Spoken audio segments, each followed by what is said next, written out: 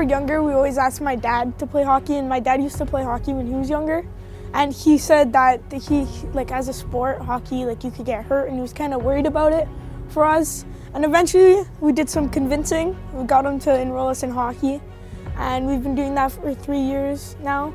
And it's pretty fun, not gonna lie. Even though we're not the best, it's still a sport that we enjoy and that we like to play every day.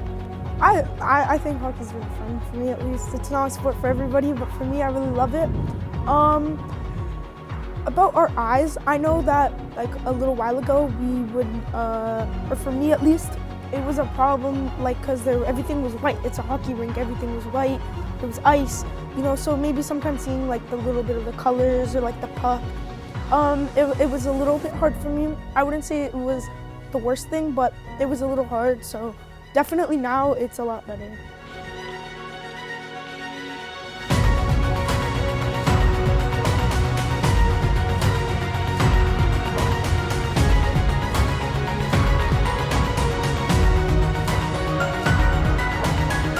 Andre and Nathan received treatment in both of their eyes. They were treated separately at 2 different dates. So in late June of 2022, they received treatment in their left eye.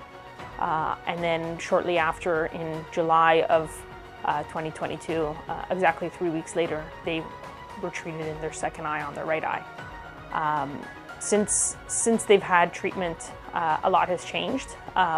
We're just currently a few months after both of their eyes have been treated, but another great thing is they were never able to see stars or anything in a dark sky at night. And since then, they've been able to spot out planes flying in a dark sky, stars shining in the sky, and just independence and being out with their friends late at night, hanging out like a normal 13-year-old, a normal teenager, just having the confidence to be out in the dark with their friends. For me, the first time I ever saw stars was I was at my friend's house during the summer, and we were in his pool, and like I told him that like I was like hoping to see stars and that I really couldn't yet, and he was like pointing out some of them, and I remember I was like, he pointed to one and I saw it and I was like celebrating. I was like, whoa, I can actually see it, I can actually see it. And I was calling my mom and like everyone. I was like, whoa, I can see it. And then I got home and I told my brother, I was like, why don't you go outside? Like, why don't you try? Like, look, I even saw one when I got home too. Like, you should go outside and see.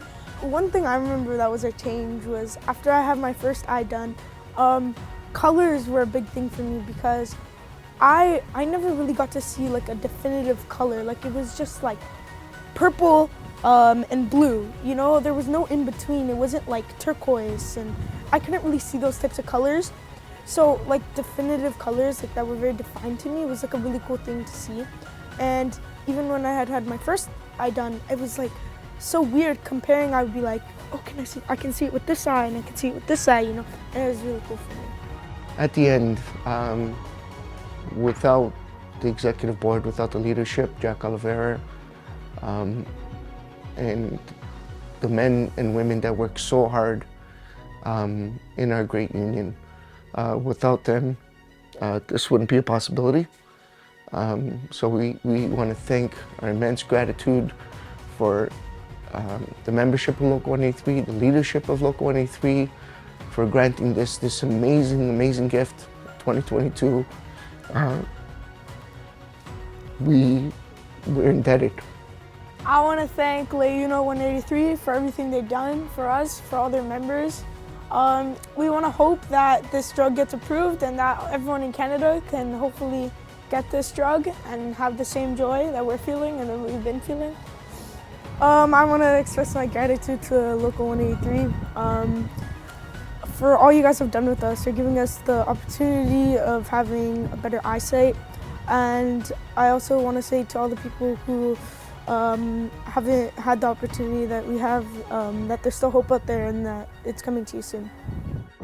Thank you, LiUNA and Local 183 for everything you've done for us and your membership.